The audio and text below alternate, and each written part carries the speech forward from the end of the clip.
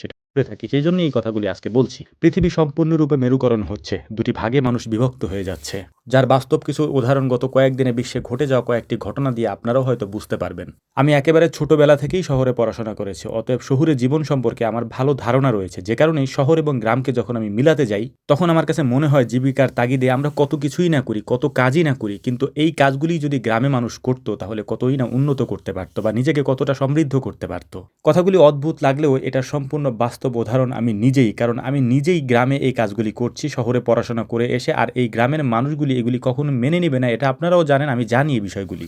যারা একটু বিবেকবান মানুষ রয়েছেন, যারা এই বিষয়গুলি নিয়ে চিন্তা করেন শহুরে জীবন সম্পর্কে বা এরকম ঘনবসতিপূর্ণ জায়গাগুলিতে যেখানে একেবারে দেশের সবথেকে গুরুত্বপূর্ণ স্থাপনাগুলি রয়েছে, সেই সব জায়গায় বসবাস করা কতটা ঝুঁকিপূর্ণ এটা বর্তমান বিশ্বের অবস্থাগুলি দেখলে আপনারা খুব ভালোভাবে বুঝতে পারবেন। তাই বলে সবাই তো আর গ্রামে এসে থাকতে পারবে না, সবাই তো আর কৃষিকাজ করতে পারবে না। কারণ বাংলাদেশে অনেক সেক্টর রয়েছে, সেই সেক্টরগুলি দেখাশোনা করার জন্য মানুষের প্রয়োজন এবং সেই গুরুত্বপূর্ণ কাজগুলি করার জন্য পড়াশোনা প্রয়োজন এবং পড়াশোনা দিয়ে সেই কাজগুলি সম্পাদন করতে হয়। তবে একটা কাজ করা যায়, যারা শহুরে জীবনে অভ্যস্ত তাদের অবশ্যই গ্রামে একটা শেকড় রয়েছে, সেই শেকড়টা কখনো ভুলে যায়েন না।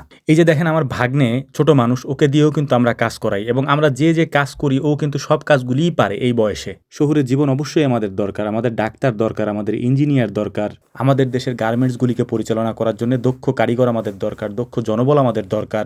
এর পাশাপাশি সবথেকে বাংলাদেশের রেমিটেন্স যারা বেশি পাঠায় তারা হচ্ছে আমাদের প্রবাসী ভাইয়েরা, তারা সবথেকে বেশি এদেশের অর্থনীতিতে অবদান রাখেন। আমার বলে এই কথাগুলি হয়তো আপনি অনেকবার আগে শুনেছেন, কিন্তু আপনি কি কখনো শুনেছেন এদেশে শিক্ষিত কৃষকের দরকার, যারা পড়াশোনা করে কৃষিকাজে আসবে এরকম লোকের দরকার? এটা হয়তো আপনি কখনো শুনেন নাই, কারণ এটা মানুষ কখনো করে না। কারণ শিক্ষিত মানুষজন কখনোই কৃষিকাজে আসতে চায় না বা আসবেও না। যাই হোক, আমার যোগ্যতার বাইরেও হয়তো জ্ঞানগর্ভ অনেক কথাবার্তা বলে ফেলেছি, তার জন্য আন্তরিকভাবে দুঃখ প্রকাশ করছি। আপনাদের সময় নষ্ট করব না, তবে আপনাদের কাছে একটা অনুরোধ থাকবে, যারা শহরে জীবনে আসেন, যদি টাকা পয়সা হয় বা গোছাতে পারেন, তাহলে ওই টাকা দিয়ে গ্রামে একটুখানি জমি কিনে রাখুন। যদি পারেন ওই জমিটা বর্গা দিয়ে রাখুন, ফসল উৎপাদন হবে, সেই ফসলের একটা ভাগ আপনি পাবেন, সেটা নিয়ে যান এবং বছরে একবার হলেও গ্রামে আসুন। এই ক্ষেতের আইলে বসে একটু নিঃশ্বাস নেন। আপনি বিশ্বাস করেন এতে যে শান্তি আপনি পাবেন সেটা পৃথিবীর অন্য কোথাও আপনি পাবেন না। এটা আমরা বাস্তব উদাহরণ থেকেই বলছি। এই যে কাজগুলি আমাদেরকে করতে দেখেন, আপনারা মনে করেন হয়তো আমাদের অনেক বেশি কষ্ট হয়। হ্যাঁ, কষ্ট তো অবশ্যই হয়। আপনি যে কাজ করেন সেটাতেও এর থেকেও হয়তো বেশি কষ্ট আপনারা করেন।